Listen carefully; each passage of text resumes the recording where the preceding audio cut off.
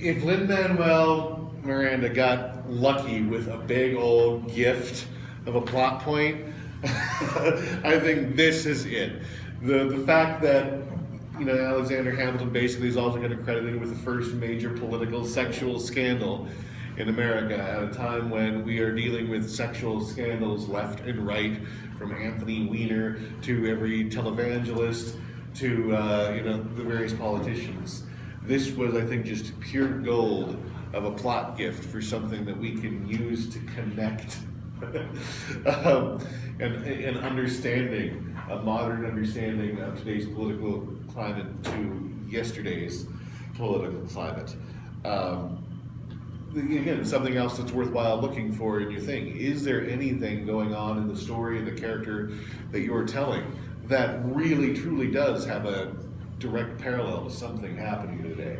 It's okay if it doesn't. Like I said, this was a gift handed from from the gods of history to, you're going to write about a boring guy who writes? Well, guess what? He has a problem keeping it in his pants. Not just that, he literally paid to get the woman's husband. I mean, really interesting story. So, what is there that humanizes that, on a positive or negative level? It's okay to have, and especially we're in the era of stories where flawed heroes are really important. Think of various television shows. I mean, it used to be around the 40s to the 70s that we wanted our heroes to be kind of perfect and unassailable, and we switched much more to kind of like the Greek tragedy view, where there's the hero has a big problem, house. The guy has a drug problem he's dealing with kind of all through the thing. We have our flawed heroes and we want to see them overcome. Because we ourselves, we know that there's something about us usually that is flawed as a human being.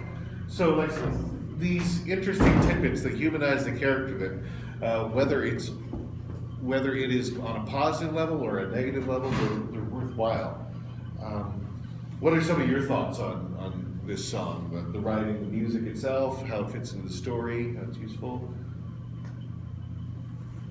You said it was like R&B. Yeah. It was like really stuck in the closet. See that? Not stuck in the closet. Not stuck in the closet, right? Yeah. Stuck in our chest in the closet.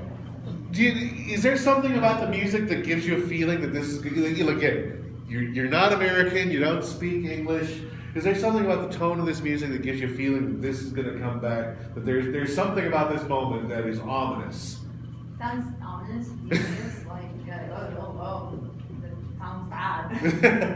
Yeah. It kind of sounds like Alexander's making excuses. Like just the music itself. It sounds like someone is making excuses.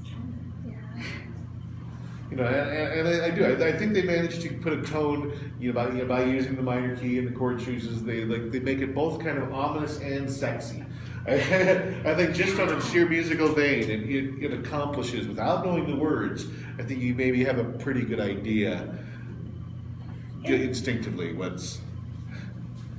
It's interesting to me. I just mentioned that this is his flaw. This seems like to me, it sort of places this in New York at this time and place, that this is an acceptable flaw for Hamilton, that we'll still love him at the end.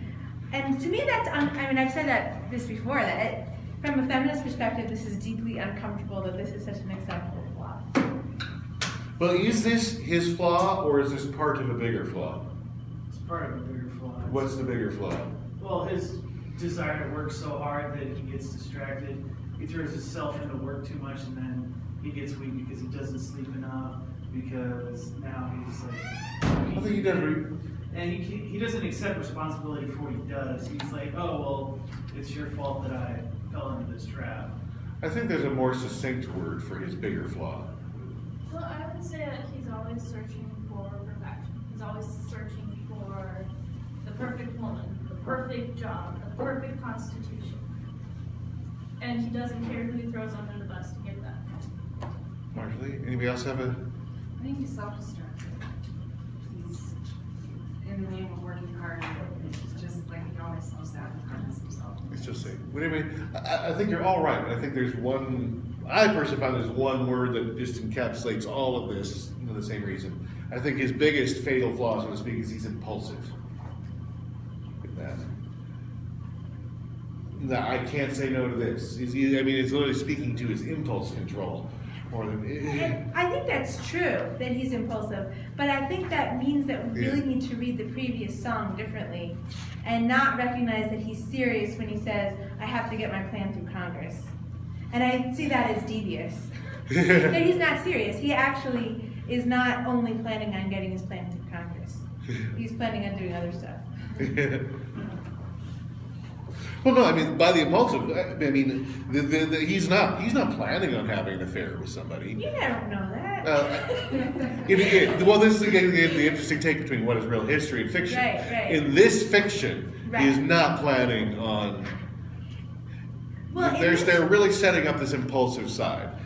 in the way he tells the story, but of course this is a retrospective retelling of the story, right? But yeah, real history is short.